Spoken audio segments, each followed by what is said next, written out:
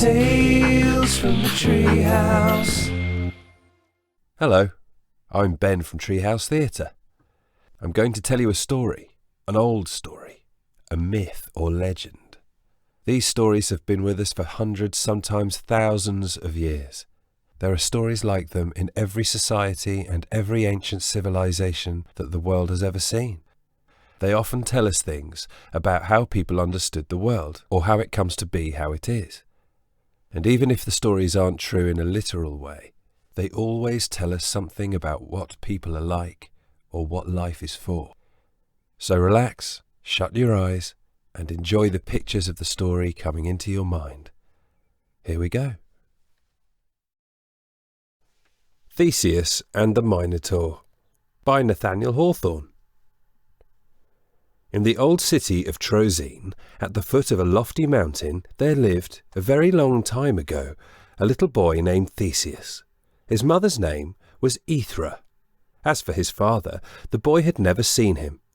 But from his earliest remembrance, Aethra used to go with little Theseus into a wood and sit down upon a moss-grown rock, which was deeply sunken into the earth.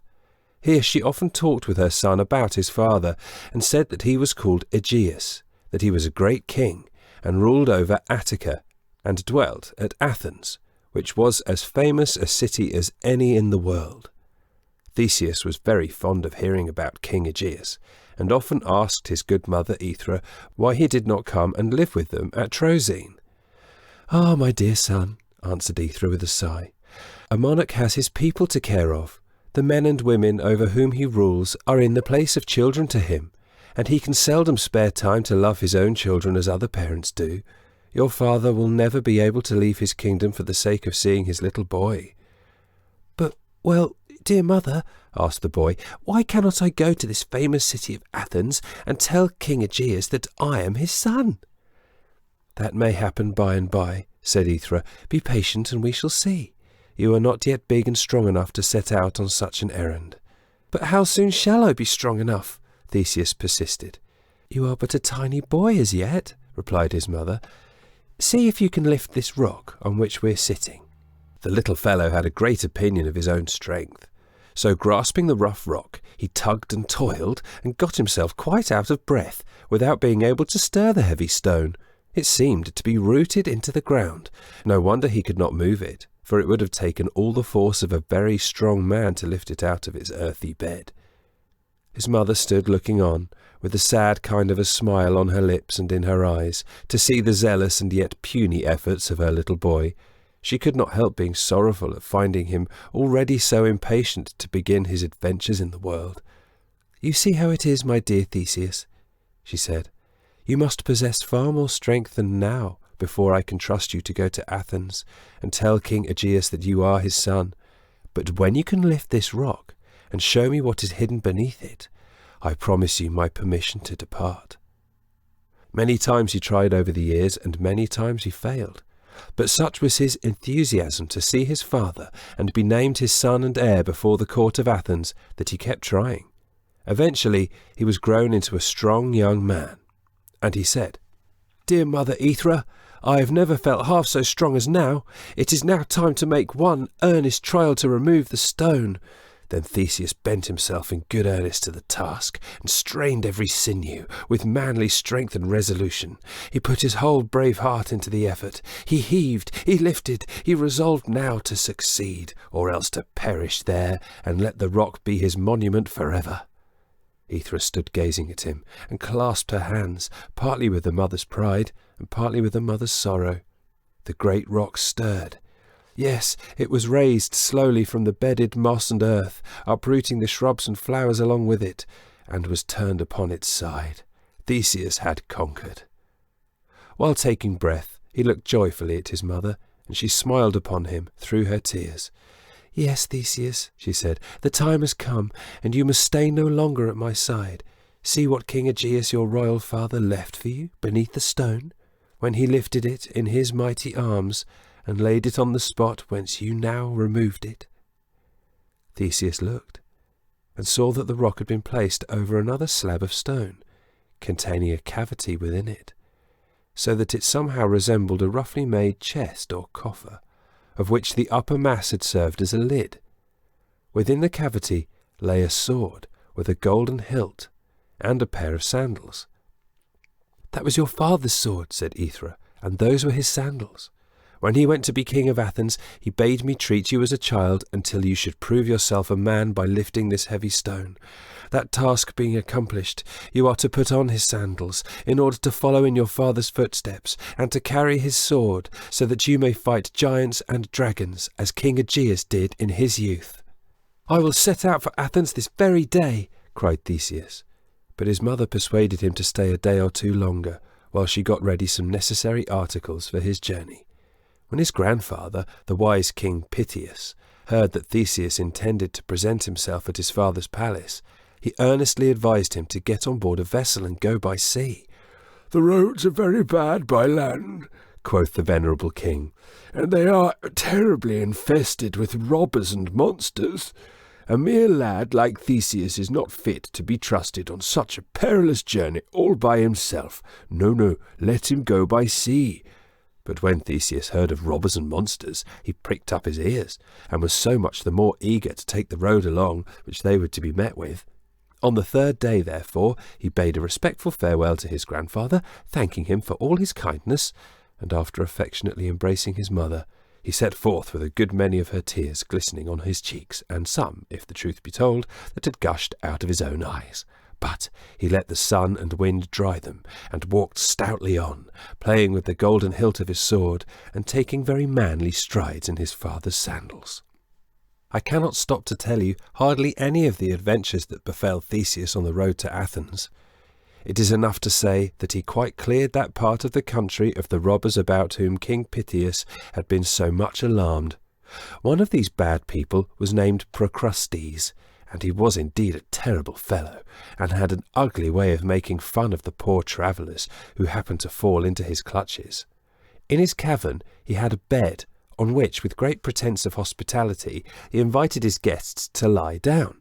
But if they happened to be shorter than the bed, the wicked villain stretched them out by force, or if they were too tall, he lopped off their heads or feet, and laughed at what he'd done, as an excellent joke. Thus, however weary a man might be, he never liked to lie in the bed of Procrustes. Another of these robbers, named Sinis, must likewise have been a very great scoundrel. He was in the habit of flinging his victims off a high cliff into the sea, and in order to give him exactly his deserts, Theseus tossed him off the very same place. But if you'll believe me, the sea would not pollute itself by receiving such a bad person into its bosom. Neither would the earth, having once got rid of him, consent to take him back, so that between the cliff and the sea, Sinis stuck fast in the air, which was forced to bear the burden of his naughtiness. After these memorable deeds, Theseus heard of an enormous sow, which, if you remember from one of the other stories, is a big mummy pig. Now this sow ran wild, and was the terror of all the farmers round about, and as he did not consider himself above doing any good thing that came in his way, he killed this monstrous creature, and gave the carcass to the poor people for bacon. The great sow had been an awful beast while ramping about the woods and fields, but was a pleasant object enough when cut up into joints and smoking on I don't know how many dinner tables. Thus, by the time he reached his journey's end, Theseus had done many valiant feats with his father's golden-hilted sword, and had gained the renown of being one of the bravest young men of the day. His fame travelled faster than he did, and reached Athens before him. On hearing this, Theseus fancied himself sure of a magnificent reception at his father's court. He little suspected, innocent youth that he was, that here in this very Athens where his father reigned, a greater danger awaited him than any which he had encountered on the road. Yet this was the truth.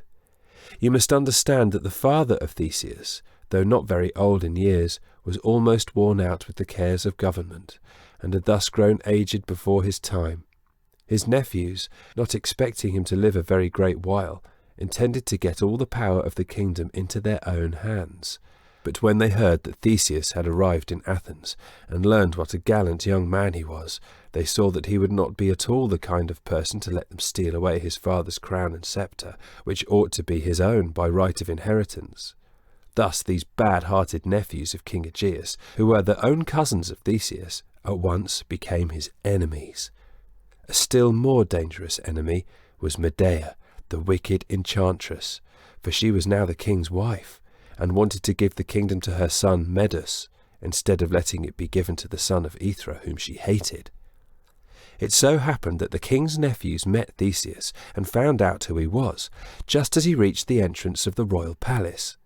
With all their evil designs against him, they pretended to be their cousin's best friends, and expressed great joy at making his acquaintance. They proposed to him that he should come into the king's presence as a stranger, in order to try whether Aegeus would discover in the young man's features any likeness either to himself or his mother Aethra, and thus recognize him for a son. Theseus consented, for he fancied that his father would know him in a moment by the love that was in his heart. But while he waited at the door, the nephews ran and told King Aegeus that a young man had arrived in Athens who, to their certain knowledge, intended to put him to death and get possession of the royal crown. "And he is now waiting for admission to your Majesty's presence," added they. "Aha!" cried the old king on hearing this. "Why, he must be a very wicked young fellow indeed. Pray, what would you advise me to do with him?" In reply to this question, the wicked Medea put in her word. As I have already told you, she was a famous enchantress, and amongst 1,000 other bad things, knew how to prepare a poison that was instantly fatal to whomsoever might so much as touch it with his lips. So when the king asked what he should do with Theseus, this naughty woman had an answer ready at her tongue's end. "Leave that to me, please, your Majesty," she replied. "Only admit this evil-minded young man to your presence, treat him civilly, and invite him to drink a goblet of wine. Let me put a single drop of this poison into the goblet, and let the young man taste it." King Aegeus, like most other kings, thought any punishment fair enough for a person who was accused of plotting against his life. He therefore made little or no objection to Medea's scheme, and as soon as the poisonous wine was ready, gave orders that the young stranger should be admitted into his presence. The goblet was set on a table beside the king's throne, and a fly, meaning just to sip a little from the brim, immediately tumbled into it dead. Observing this, Medea looked round at the nephews and smiled. When Theseus was ushered into the royal apartment, the only object that he seemed to behold was the white-bearded old king. There he sat on his magnificent throne, a dazzling crown on his head and a sceptre in his hand. His aspect was stately and majestic, although his years and infirmities weighed heavily upon him, as if each year were a lump of lead, and each infirmity a ponderous stone, and all were bundled up together and laid upon his weary shoulders. Tears both of joy and sorrow sprang into the young man's eyes, for he thought how sad it was to see his father so infirm, and how sweet it would be to support him with his own youthful strength, and to cheer him up with his loving spirit. Advancing to the foot of the throne, he attempted to make a little speech, which he had been thinking about as he came up the stairs. But he was almost choked by a great many tender feelings that gushed out of his heart and swelled into his throat, all struggling to find utterance together. And therefore, unless he could have laid his full, over-brimming heart into the king's hand, poor Theseus knew not what to say or do. The cunning Medea looked at what was passing in the young man's mind, and did her worst to turn all this unspeakable love with which Theseus was agitated to his own ruin and destruction. "Does your Majesty see his confusion?" she whispered in the king's ear. "He's so conscious of guilt that he trembles and cannot speak. The wretch lives too long. Quick, offer him the wine." Now King Aegeus had been gazing earnestly at the young stranger as he drew near the throne. There was something, he knew not what, either in his white brow, or in the fine expression of his mouth, or in the beautiful and tender eyes, that made him indistinctly feel as if he'd seen this youth before. Although this was the voice of his deepest heart, Medea again whispered in the king's ear, and compelled him by her witchcraft to see everything in a false way. He made up his mind, therefore, to let Theseus drink the poisoned wine. "Young man," said he, "you are welcome. I am proud to show hospitality to so heroic a youth. Do me the favour to drink the contents of this goblet. It is brimming over, as you see, with delicious wine. None is more worthy to quaff it than yourself." Theseus held out his hand to take the wine, but before he touched it, King Aegeus trembled. His eyes had fallen on the gold-hilted sword that hung at the young man's side. He drew back the goblet. "That sword!" he exclaimed. "How came you by it?" It was my father's sword," replied Theseus, with a tremulous voice. "These were his sandals. My dear mother, her name is Aethra, told me his story while I was yet a little child, but it is only a month since I grew strong enough to lift the heavy stone and take the sword and sandals from beneath it, and come to Athens to seek my father." "My son! My son!" cried King Aegeus, flinging away the fatal goblet and tottering down from the throne to fall into the arms of Theseus. "Yes, these are Aethra's eyes. It is my son." I have quite forgotten what became of the king's nephews, but when the wicked Medea saw this new turn of affairs, she hurried out of the room, and going to her private chamber, lost no time to setting her enchantments to work. In a few moments she heard a great noise of hissing snakes outside of the chamber window, and behold, there was her fiery chariot, which she flew, pulled by 4 huge winged serpents, which were wriggling and twisting in the air, flourishing their tails higher than the top of the king's palace, and all ready to set off on an aerial journey. Medea stayed only long enough to take her son with her, and to steal the crown jewels, together with the king's best robes and whatever other valuable things she could lay hands on. And getting into the chariot, she whipped up the snakes and ascended high over the city. The king, hearing the hiss of the serpents, scrambled as fast as he could to the window, and bawled out to the abominable enchantress never to come back. The whole people of Athens, too, who had run out of doors to see this wonderful spectacle, set up a shout of joy at the prospect of getting rid of her. Medea, almost bursting with rage, uttered a venomous and spiteful hiss, and glaring fiercely out of the blaze of the chariot, she shook her hands over the multitude below, as if she were scattering 1,000,000 curses amongst them. In so doing, however, she unintentionally let fall about 500 diamonds, together with 1,000 great pearls and 2,000 emeralds, rubies, sapphires, opals, and topazes, to which she had helped herself out of the king's strong box. All of these came pelting down like a shower of many-coloured hailstones upon the heads of adults and children alike, who forthwith gathered them up and carried them back to the palace. But King Aegeus told them that they were welcome to them, for the sake of his delight at finding his son and losing the wicked Medea. And indeed, if you had seen how hateful was her last look as the flaming chariot flew upwards, you would not have wondered that both king and people should think her departure a good riddance. And now Prince Theseus was taken into great favour by his royal father, but pretty soon he undertook an affair that made all his foregone adventures seem like mere boys' play. But this shall be tomorrow's episode. I hope you enjoyed our story today. If you want more, just subscribe to our YouTube channel or our blog. And if you'd like to draw or paint a picture to go with the story, we'd love to put it on the video or on the website. So please share it with us by taking a photo and sending it to treehousetheatre.com, or you can share it with us on our Facebook page. So until next time, cheerio! Tales from the Treehouse.